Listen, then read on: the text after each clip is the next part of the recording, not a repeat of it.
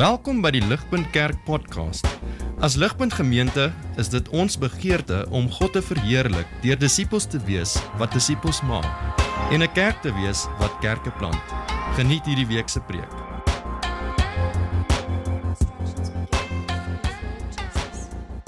For this is the will of God, your sanctification, that you abstain from sexual immorality, that each one of you know how to control his own body in holiness and honor, not in the passion of lust like the Gentiles who do not know God, that no one transgress and wrong his brother in this matter, because the Lord is an avenger in all these things, as we told you beforehand and solemnly warned you.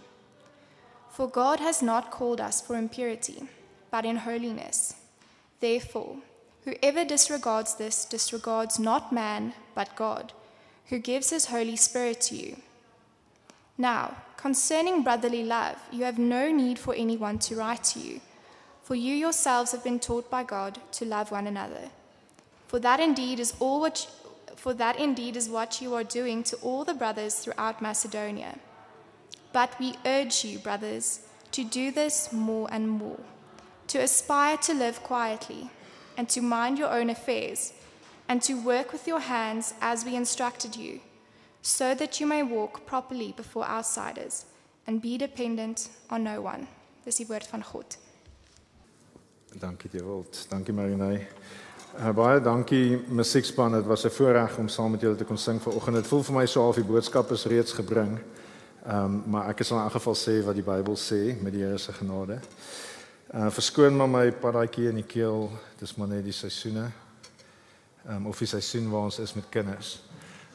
Vir die wat kinders en klein kindertjies het, weet elke kind wat deur die skool gaan deur die ouer ook. So dis 'n groot voorreg. Vriende, ons is besig met ons burgerskap reeks, want dit is goed vir ons om te dink oor ons burgerskap soos wat ons nou deur 'n verkiesingsseisoen gaan. Ek dink ons beleef baie frustrasies en uitdagings en so is goed vir ons om net herinner te word aan die waarhede van Christendom. So die Bernie, as jy vir ons kan opsit die reeks so ver, ons het gekyk na hemelse burgerskap. Hierdie is nie ons ware tuiste nie. Hierdie is nie waartoe ons op pad is nie. Ons burgerskap is van die hemel. En so dis waartoe ons op pad is. Ons kan hier en nou 'n verskil maak. Ons word geroep om hier te lewe om vir die Here glorie te bring soos wat ons gesing het. Maar hierdie is nie ons ware tuiste nie. Ons het 'n tydelike woning hierso. So ons burgerskap is van die hemel. En so dis die eerste kenmerk van die Christelike lewe op aarde. Die tweede een wat ons laasweek na gekyk het, wat Stefan vir ons van herinner het, is gebed. So omdat ons burgers van die hemel is, praat ons met 'n koning in die hemel en ons vra om hierso 'n verskil te maak. So ons dra hierdie wêreld op aan God in gebed. En vanoggend kom ons by getrouheid. So hoe lyk dit vir ons om as hemelse burgers getrou op aarde te lewe? Nou daar's baie elemente. Vanoggend gaan ons net stil staan by 3 wat Paulus hierso vir die klein kerkie in Tessalonisense uitwys. En so voor ons dit doen, kom ons bid saam en kom ons vra dat die Here ons genadig sal wees soos wat ons na sy woord saam luister. Kom ons bid saam. Vader, ons dankie vir vanoggend. Ons dankie dat ons vanoggend hier kan vergader in U naam. Ons dankie dat U Gees nou in ons midde is, dat U besig is om in ons harte te werk. En Vader, so ons wil graag by U pleit om ons harte sag te maak en ontvanklik te maak vir U woord. Sal U ons oortuig van die waarheid, sal U ons oortuig van die dinge waartoe U ons roep. Sal U deur U Gees U vinger plaas op die areas waar daar groei vir ons is, waar ons moet verander, waar ons 'n geloof en bekering moet lewe. En sal U ons vanoggend hierso versterk en verander en die mense maak wat U graag wil hê ons moet wees. Sal U ons burgers van die hemel maak wat getrou lewe op aarde. Sal U ons help om lewens te lewe wat vir U groot vreugde bring, want dit is ons roeping. Dit is waardige lewens om vir U vreugde te bring. En so ons pleit by U om ons genadig te wees in daai opsig. Ons vra dit in Jesus se naam. Amen. Vriende, die Harvard Medical School se Dr. Thomas Frieden het gesê, the closest thing we have to a wonder drug is, het enige iemand 'n idee wat die wonder drug is wat Harvard Medical School vir ons voorskryf? Is iets wat ons almal kan, wel, meeste van ons kan dit doen, dit is om te loop. Hulle sê die wonder drug is om te loop. Hy gee in die artikel 5 verrassende voordele van om te loop. Hy sê om te loop counteracts the effects of weight promoting genes. So as jy swaar gene het, dan word dit teëgewerk deur net fisies te loop. Hy sê tweedens, it helps to tame a sweet tooth. Studies have found that a 15-minute walk can curb cravings for chocolate and even reduce the amount of chocolate you eat in stressful situations. So like my mense is besig om in te koop op hierdie wonder drug. It reduces the risk of breast cancer. It eases joint pain. It says studies have found that walking reduces arthritis-related pain, and walking 5 to 6 miles a week can even prevent arthritis from forming in the first place. Baie jong mense dink wat 'n nonsens is dit nou, maar ek belowe jou, dis 'n baie goeie rede om 'n bietjie te loop. En dan laastens, it boosts immune function. So walking can help protect you during cold and flu season. My nie baie help nie, maar anyway. A study of over 1,000 men and women found that those who walked at least 20 minutes a day, at least 5 days a week, had 43% less sick days than those who exercised once a week or less. And if they did get sick, it was for a shorter duration and the symptoms were much milder. En so die punt is baie eenvoudig. Ek maak 'n baie eenvoudige punt. Om te loop is fisies goed vir ons. Om stil te sit of om baie te werk of om baie op die rusbank te wees, is die teenoorgestelde. So Better Health se website het 'n artikel getiteld The Dangers of Sitting, Why Sitting is the New Smoking. En so sitting or lying down too long increases your risk of chronic health problems such as heart disease, diabetes and some cancers, and it can also be detrimental to your mental health. En so die punt is baie eenvoudig. Om te loop is fisies goed vir ons. Hulle sê niks hiervan om te oefen vir comrades nie. Ek weet nie of dit goed is vir jou nie.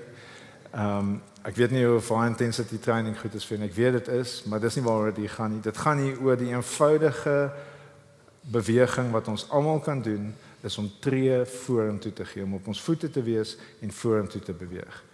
Dis fisies baie goed vir ons. En dis geestelik ook goed vir ons. Om geestelik stil te sit is baie gevaarlik. As ons nie geestelik vorentoe beweeg nie, kan dit vir ons lewensgevaarlik wees. Die Bybel gebruik voortdurend die taal van om te wandel as dit die Christenlewe beskryf.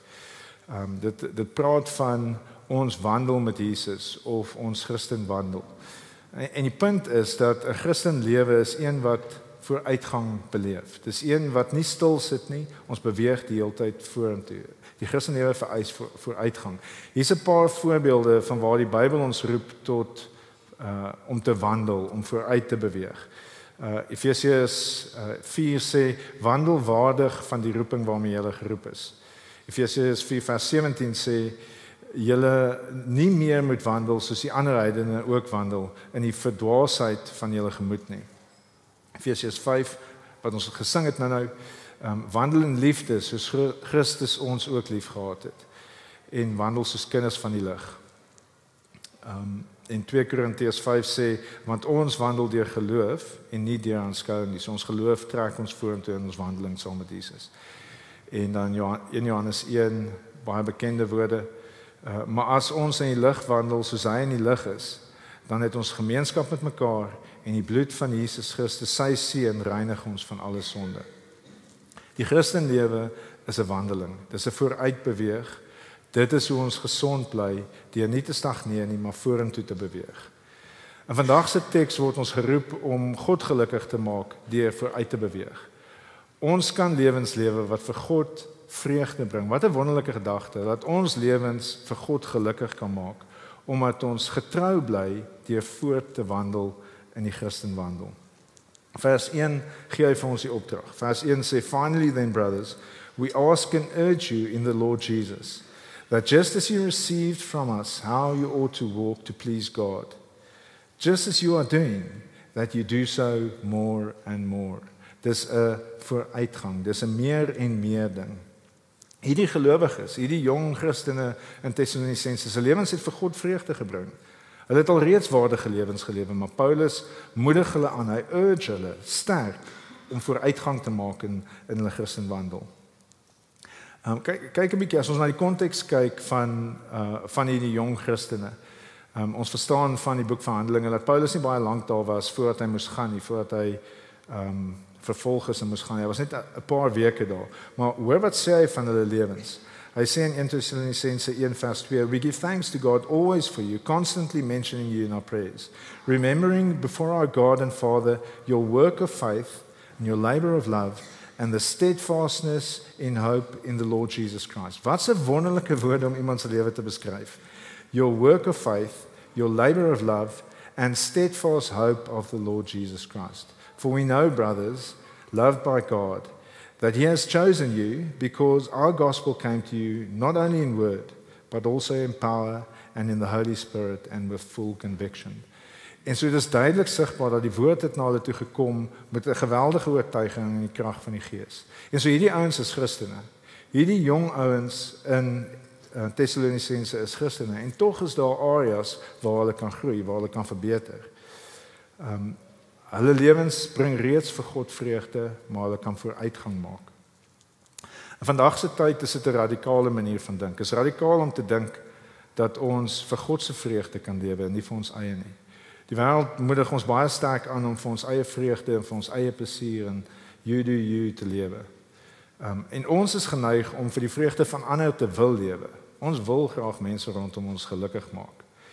Maar die Christenlewe is een wat lewe vir God se vreugde. Ons lewe om God gelukkig te maak.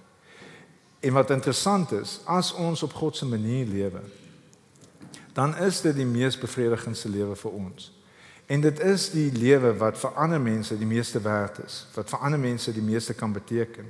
En selfs vir mense wat van buite af inkyk, is dit 'n wonderlike ding om te sien hoe mense vir God lewe en daarom goed is vir ander. En so vanoggend word ons aangespoor om vooruitgang te maak in ons Christenwandel. Paulus noem 3 eienskappe wat 'n getroue lewe kenmerk wat vir God vreugde bring. En hy sê wandel voort in heiligheid vers 1 tot 8, in liefdevolheid vers 9 en 10 en in produktiwiteit vers 11 tot 12. En so heiligheid. Kom ons dink 'n bietjie oor heiligheid. Het jy al ooit gewonder wat is God se wil vir jou lewe?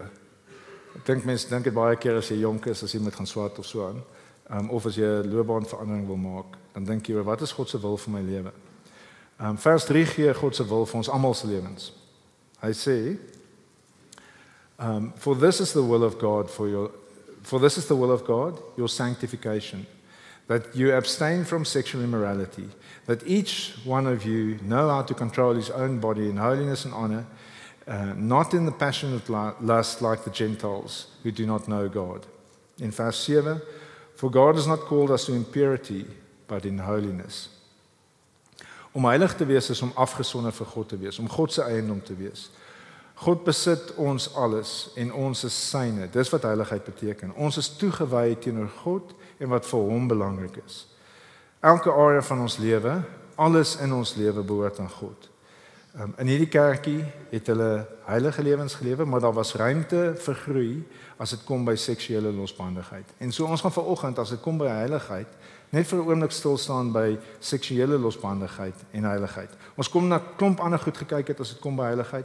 Ons kon gedink het oor hoe dit heilig is vir ons, hoe ons met ons geld werk of hoe ons kyk na vermaak of hoe ons met drank of verhoudings omgaan. Ons kon gedink het oor hoe heiligheid in daai areas lyk. Maar vanoggend gaan ons net vir 'n oomblik fokus op seksuele reinheid. En so kom ons begin sommer die regheid in te duik en te vra, hoe gaan dit met jou? Hoe gaan dit met jou en jou seksuele heiligheid? Kom ons wees eerlik. Dis vir almal van ons 'n uitdaging. Daar's 'n boek met 'n titel wat baie behulpsaam is. Of 'n reeks boeke met 'n titel wat baie behulpsaam is. Daar's die eerste een wat uitgekom het dink ek is Every Man's Battle. En dan is daar nou Every Man's Battle Revised en Every Man's Battle Revised and Updated en dan sal 20-year anniversary edition. En dan is daar Every Young Man's Battle en Every Single Man's Battle. En so ek hoop die punt begin al oor te dra en net voor mans dink, dis net hulle. Daar's 'n boek, Every Woman's Battle, Every Single Woman's Battle, Every Young Woman's Battle. En ek is verbaas, daar's nie 'n Every Older Man and Every Older Woman's Battle boek ook nie. Of dalk is daar en ek weet net nie daarvan nie. Die punt is, ons is almal in die stryd. Ons is almal in 'n stryd tot seksuele reinheid. Die manier waarop Paulus hulle aanspreek of hulle help in hulle stryd is om hulle ernstig te waarsku. Hy waarsku hulle geweldig ernstig. Vers 6 sê, that no one transgress and wrong his brother in this matter, because the Lord is an avenger in all these things, as we told you beforehand and solemnly warned you. Therefore, whoever disregards this, disregards not man, but God, who gives the Holy Spirit. Daar is nie iets soos 'n victimless crime nie, en daar is nie iets soos 'n victimless sonde nie. Baie van hierdie tipe van sondes gebeur in die geheim, en ons dink vir 'n tydperk lank, daar was nie skade gelei nie, of ons het daarmee weggekom. Maar daar is nie so iets soos sonde wat mens mee wegkom nie. By 'n vorige kerk waar ek was daar 'n vriend van my wat gesukkel het met pornografie voordat hy getroud is. En kort na sy honeymoon het hy gevra om my te kom ontmoet. Het was op 'n interessante plek tussen twee dorpe waar niemand ons sou ken nie. En ek het by die restaurant gewag en toe hy daar aankom, toe wil hy nie eens in die restaurant inkom nie. Toe wag hy in sy kar vir my en hy bars toe in trane uit in die kar en hy sê sy vrou het hom op honeymoon betrap dat hy hierdie geweldige probleem met pornografie het en sy wil hulle huwelik laat nietig verklaar. Sy voel sy is 'n onreg aangedoen. En so hy het verlang, hy het vir jare, vir sy hele tienerloopbaan en studenteloopbaan en jong man wees, het hy gedink hy kom weg met sonde. Hy het gedink niemand ly skade nie. Maar op die einde het dit hom skade berokken en sy vrou het dit opgetel op hulle honeymoon al. Nou daar's baie sulke ander stories, daar's baie hartverskeurende stories van selfs mense in ons gemeenskap wat hulle sonde vir 20 jaar weggesteek het en gedink het hulle het weggekom daarmee. As hulle eerlik was met hulle self, het hulle geweet dit het 'n effek op hulle mens wees. Maar hulle het gedink hulle kom weg daarmee en het aangehou daarmee. En op 'n stadium het die pitseer gepop en die pyn en die gemors was oral. Seksuele sonde is nie onvergeeflike sonde nie. Dis nie onoorwinbare sonde nie. Maar dis 'n aanhoudende stryd. Dis nie iets waaraan mens ooit kan ontspan nie.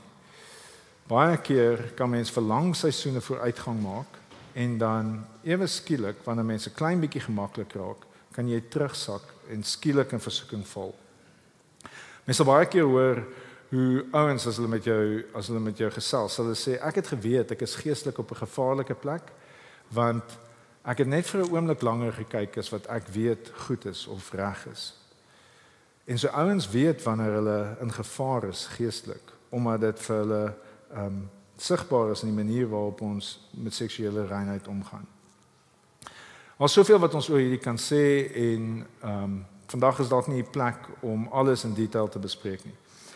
Ek dink wel, almal van ons moet 'n plek hê, 'n veilige plek hê in 'n gospel-gesentreerde gemeenskap waar ons gereeld kan praat met iemand wat ons vertrou oor hierdie goed is.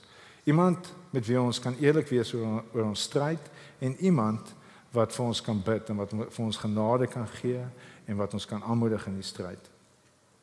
Ek gaan vandag nie verder gaan as dit as om net twee Bybelse beginsels uit te lig wat ons kan help in hierdie stryd nie.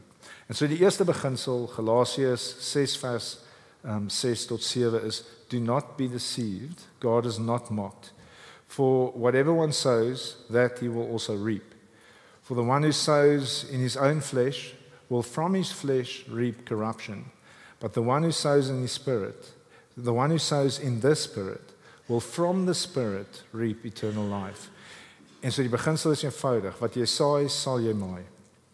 As jy roekeloos is met jou oë, met jou gedagtes en met jou hart, dan sal jy die vrugte van verderf pluk.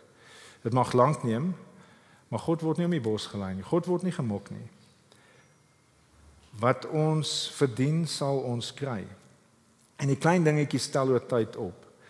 Daar's ouens wat, soos wat ek reeds gesê het, wat vir 15 tot 20 jaar weggekom het, maar wat hulle siele oor tyd versondig het en wat hulle harte oor tyd hard gemaak het.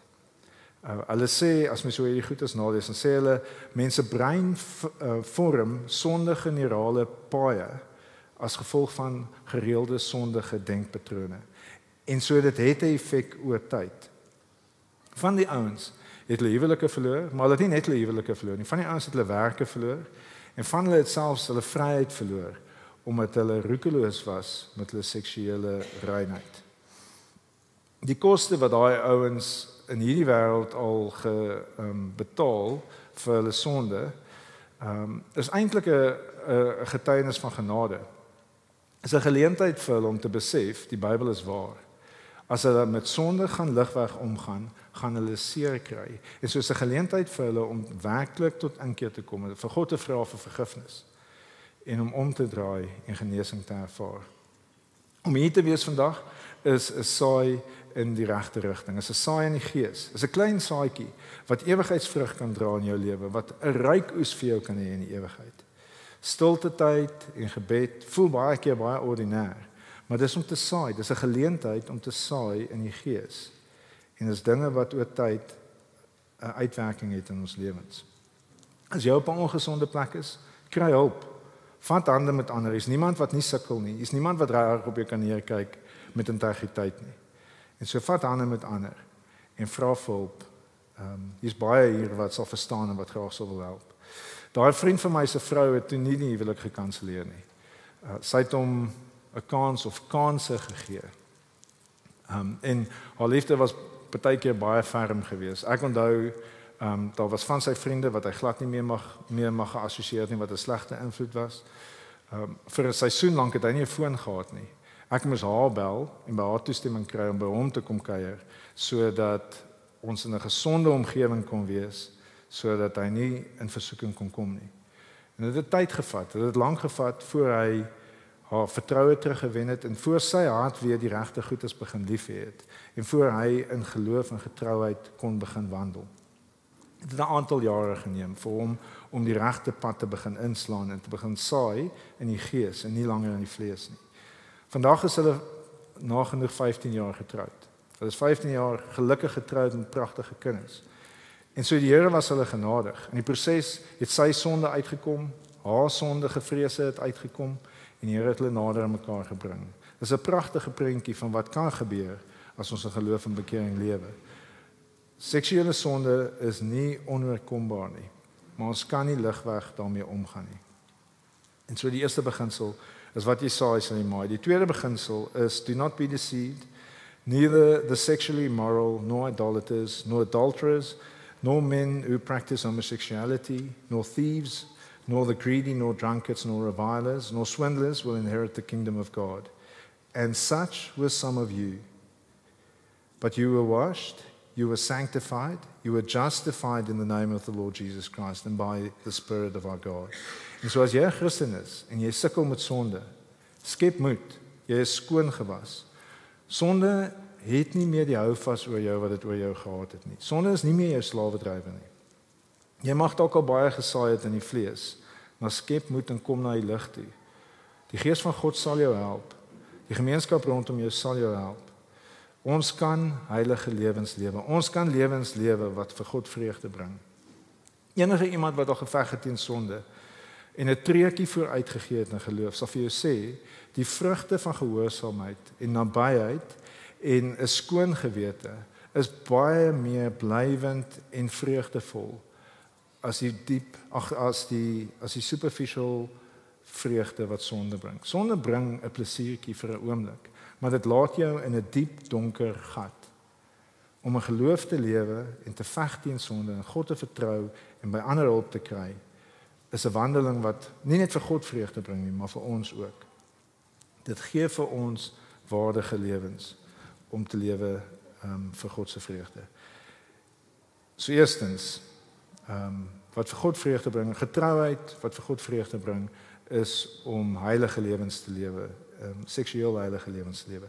Tweedens word 'n getroue wandel met God gekenmerk deur liefde. Liefde is nie vir ons 'n moeilike konsep nie.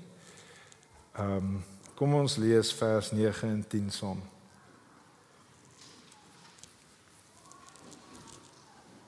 Now concerning brotherly love, I have no need for anyone to write to you, for you yourselves have been taught by God to love one another. For that indeed is what you are doing to all the brothers throughout Macedonia. But I urge you, brothers, to do this more and more. So is dieselfde ding. Is weer eens, hulle doen goed. Hulle doen heel goed om vir mekaar lief te wees. Maar Paulus moedig hulle aan om vir God vreugde te bring deur dit meer en meer te doen. Nou in my opinie, doen ons as 'n kerk ook redelik goed. Ons is lief vir mekaar. Ons het nie taal daarvoor nie. Ek dink ons sukkel om die broederlike liefde taal te gebruik en ek is dankbaar ons doen nie 'n broederlike kus nie. Maar ons sê vir mekaar ek waardeer jou. En dit is ons Afrikaanse manier van sê ek is lief vir jou. Ek het jou lief met 'n broederlike liefde. Dit is 'n Bybelse manier van dit beskryf. En is interessant dat Paulus sê dat hy nie hulle hoef te leer hoe om dit te doen nie. God het dit reeds vir hulle geleer. God het in die evangelie vir ons gewys hoe om vir mekaar lief te wees. Aan die kruis wys God vir ons hoe selfopofferende liefde lyk vir die voordeel van ander, mense wat dit nie verdien nie. Ons tree op in liefde teenoor ander, selfopofferend vir hulle voordeel, want dit bring vir God vreugde. En so ons het al reeds die voorbeeld van hoe om lief te hê en Romeine 5 vers 5 sê ons het ook die gees wat God in ons harte ingestort het. God het sy liefde in ons harte ingestort. God stel ons in staat om God lief te hê, mekaar lief te hê en 'n verlore wêreld rondom ons lief te hê. En ek dink raar ons gemeenskap in my opinie word gekenmerk deur liefde. Ek is in 'n bevoordeelde posisie om basies daagliks te sien hoe mense vir mekaar omgee, hoe mense besorgd is oor mekaar, hoe mense vir mekaar bid. Baie keer met trane en baie keer vir lang seisoene. En baie keer vir mense wat hulle nog nie persoonlik ontmoet het nie, bid mense getrou. Ons het al hier buite by die kerk, het iemand my al gevra, hoe gaan dit nou met daai seentjie wat laas jaar siek was?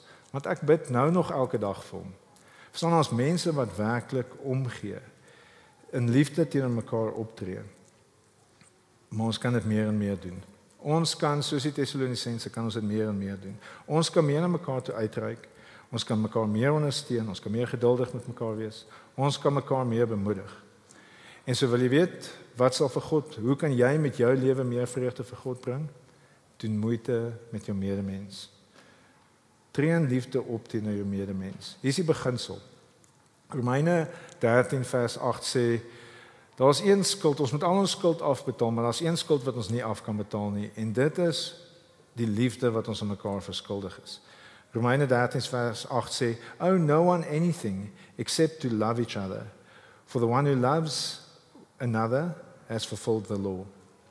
In hierdie gebroke wêreld sukkel ons om te weet hoe om mekaar lief te hê. Ons sukkel om te weet hoe om getrou en liefde teenoor mekaar op te tree. Ons kan nie vir ander mense lewe nie, ons kan nie vir ander mense besluite neem nie. Mense is in God se beeld geskape en so hulle moet hulle eie besluite neem. Ons kan maar net vir mense omgee, ons kan na mense luister, ons kan daar wees vir hulle, ons kan hulle laste help dra, ons kan die waarheid en liefde vir hulle sê, vertel, en ons kan dit meer en meer doen. Dis wat ons kan doen. Ons kan nie mense red nie, ons is nie Jesus nie, en so ons het nodig om op 'n gesonde manier mense lief te hê, maar ons kan mense meer en meer lief hê, soos wat ons 'n klein bietjie meer van onsself neerlê, 'n klein bietjie meer sterf van onsself, en 'n klein bietjie meer lewe vir God se vreugde en vir ander mense se voordeel. En so die tweede ding, hoe ons getrou kan wandel om God vreugde te bring is om mekaar lief te hê. Die derde en laaste manier hoe ons getrou kan wandel is deur produktief te wees. Kom ons lees vers 11 en 12. And to aspire to live quietly and to mind your own affairs and to work with your hands as we instructed you so that you may walk properly before outsiders and be dependent on no one. Ledigheid is die duiwelse oorkussing. Hierdie gemeente het vir een of ander rede van die mense in die kerk opgehou werk. Party mense sê is omdat hulle dink Jesus sou binnekort kom en so hulle kon maar net aangaan. Hulle hoef nie meer produktiewe burgers te wees nie. En so hulle het op mekaar begin teer en hulle het nie meer produktief begin lewe nie en so hulle het baie tyd op hulle hande gehad en so hulle het in mekaar se lewens bietjie te veel begin langstel op ongesonde maniere. En so ons is geroep om te werk. 1 Tessalonisense 5 vers 14 sê, and we urge you brothers, admonish the idle. Raas met die wat niks doen nie. Raas met die wat nie werk nie. Encourage the faint-hearted and help the weak. Be patient with them all. 2 Tessalonisense 3 vers 6 sê, now we command you brothers in the name of our Lord Jesus Christ that you keep away from any brother who is walking in idleness. Bly weg van hulle af wat ledig rondloop. And not in accord with the tradition that you received from us. For even when we were with you, we would give you this command. If anyone is not willing to work, let him not eat. For we hear that some among you walk in idleness, not busy with work, but busybodies. Now such persons we command and encourage in the Lord Jesus Christ to do their work quietly and to earn their own living. Dis 'n punt wat nie baie gemaak word nie, maar ek dink is 'n baie belangrike punt. Ons almal is waardig. Ons is in God se beeld geskape. Ons het 'n verantwoordelikheid teenoor die samelewing. Ons het 'n verantwoordelikheid teenoor onsself en teenoor ander om te werk. Dis deel van die skepingsorde. God het ons gemaak om die aarde te bewoon en te bewerk. Nou daar is natuurlik uitsonderings. Daar is mense wat nie kan werk nie omdat hulle nie gesond is nie of kinders wat nog nie die vaardighede het nie. Maar almal van ons wat gesond genoeg is en groot genoeg is, moet werk. Ons het 'n bydrae om te lewe tot die samelewing. Mens word nie noodwendig vir alles finansiëel vergoed vir die goeie werk wat mens kan doen nie. Mens word nie vergoed om na jou kinders te kyk of na jou ouers te kyk wat jy hulp nodig het nie. Maar dis goeie werk. Die probleem wat hier nie gewaarsku word is ouens wat kan werk, maar wat nie werk nie. Wat op ander teer en wat baie tyd op hande het en dan busybodies is. Busybodies is ouens wat die hele tyd besig lyk. Hulle skarrel, maar hulle is nie baie produktief nie. Daar kom nie eintlik die waarde word nie tot die samelewing toegevoeg nie. Ons moenie uit die oog verloor dat dit 'n wonderlike voorreg is om te kan werk nie. Dit is eerbaar om te werk. Dis eerbaar om te werk en geld te verdien en vir ander te voorsien. Om produktief te wees bring vreugde vir God. Ons moet natuurlik ons eie harte dophou. Ons kan baie maklik die voorregte wat God vir ons gee om te werk gegryp vir ons eie glorie. Ons kan dis 'n algemene probleem met ons as Afrikaners om te werk vir ons eie glorie. Die Bybelse oproep om te werk is om te werk vir God se glorie. Om vir God vreugde te bring omdat ons hard werk en die geleenthede gebruik wat hy vir ons gee. As Christene weet ons dat dit is God wat vir ons geleenthede gee, wat vir ons gesondheid gee en wat vir ons talente gee. En wanneer die vrug op ons arbeid dan waardigheid is vir ons en voorsiening is vir ons geliefdes, dan kom die eer God toe. Is God wat vir ons die geleenthede gee en is God wat vir ons help om waardige lewens te lewe. God gee vir ons die voorreg, hy is vrygewig met ons, die glorie kom God toe. Die voorreg wat ons het is om te kan werk en 'n verskil te kan maak. Wanneer ons die oog verloor van die voorreg wat dit is om te werk, as 'n geskenk van God af, dan kan ons op baie maniere verkeerd gaan. Ons kan baie maklik gedemotiveerd raak as ons voel die werk bied nie meer vir my iets nie. Maar ons mis dan dat dit is God wat vir ons die geleentheid gee om 'n verskil te maak, om 'n impak te hê. Of ons kan baie maklik werk vir ons eie justifications. Ons werk om onsself te verhef bo ander. En weer eens is werk dan sonde. Werk is sonde as werk vir ons te belangrik is. Ons werk getrou wanneer ons besef dis 'n voorreg wat God vir ons gee en ons werk om God te verheerlik. As jy moontlik op die stadium nie werk nie of nog nie begin werk het nie. Moenie bang wees nie. Gebruik die geleenthede wat God vir jou gee. God gee vir ons as sy kinders geleenthede om te werk. Hy stel ons in staat om in geloof dinge te doen waarvoor ons bang is. En hy gee ons die deursettingsvermoë en hy help ons om in moeilike omstandighede 'n lig te skyn. En so God help ons om ons skepingsmandaat uit te lewe. Ons kan hom vertrou en ons kan werk. Kom ons vertrou God.